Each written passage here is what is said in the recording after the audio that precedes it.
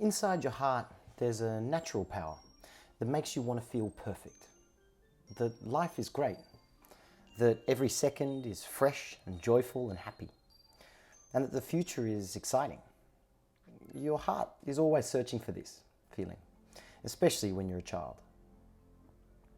As a child, your only goal is to be happy, not in the future, but right now.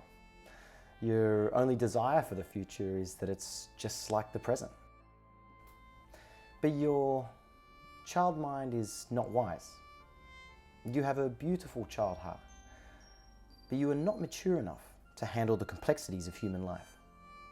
So naturally, you experience a lot of suffering.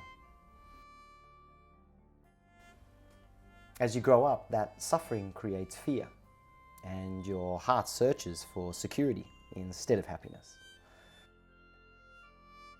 It becomes greedy and blind.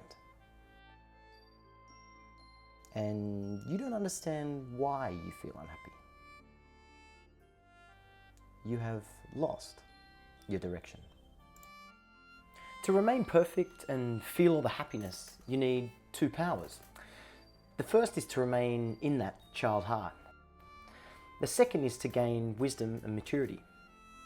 But these two will get polluted. It's like a mirror when it's dirty. The reflection power disappears, and you cannot see yourself. And this is the same with the heart. When it's covered with too much dust, you cannot see yourself anymore. So what is the dust on our hearts? The dust is our blind habits. We have blind habits for our emotional problems, our mentality, the way we think about ourselves and life.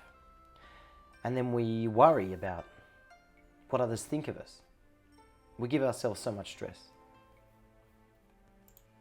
When we take time to talk to our own hearts, we can find out what we truly value.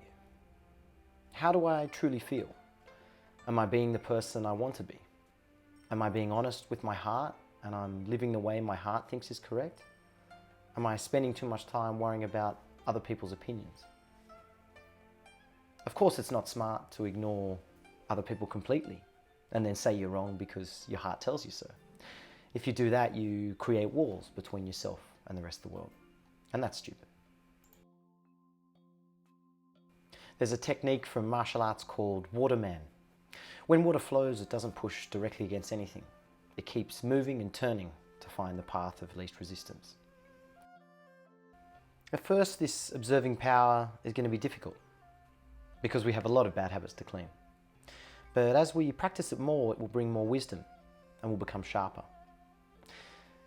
Because when you have a pure, open heart to observe everything, everything becomes crystal clear. The reason we can't see other people clearly is that we only see what we want to see.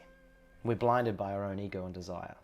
They restrict our vision, as if we're looking at life through a keyhole.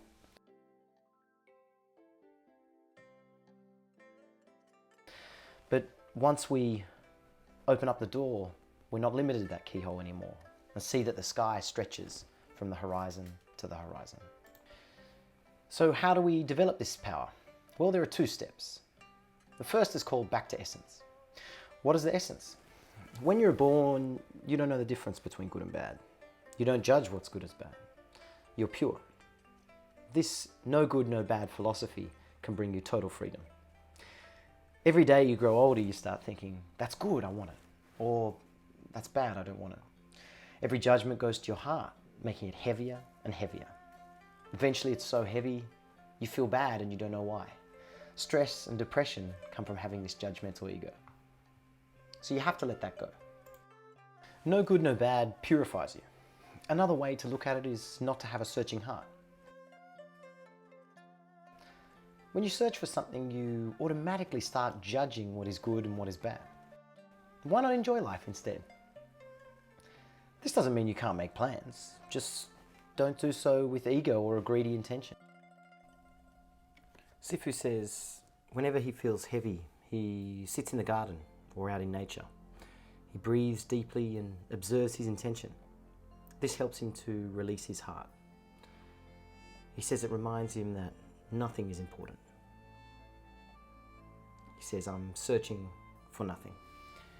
Then a gentle joy appears and his body becomes light. He says he feels happy without any reason. However, if you stay in that meditation, you'll get bored. I am searching for nothing and I am happy, but happy for what? So you need another step. After you have purified yourself and freed yourself from searching, reorganize your priorities to match the value of life. Don't make them possessive or negative. Direct them towards the perfect. Understand what perfect life is, then concentrate on that perfect goal all the time. If you don't do the first step to become free, you will lose your connection to that perfect goal. So what is the perfect goal of life? Simply, it is to love life. Not the personal, ego, possessive kind of love. That's called greedy love. Buddhism teaches us to avoid this relationship in favor of true love. What is true love? You don't want to feel pain, so you don't want anyone else to feel pain either. When your caring heart sees anyone in pain, you'll want to ease their suffering.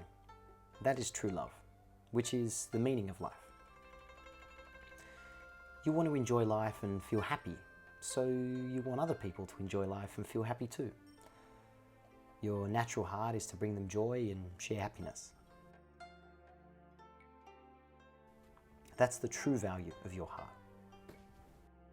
When you are aware of the perfect goal without pollution, greed or ego, you get so much power because you create unlimited care and joy.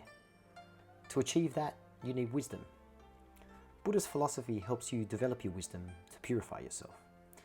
You will be freed from your negative side and awaken to more and more wisdoms. You'll be able to analyze life, see clearly, handle any situation without stress, and, most importantly, enjoy life.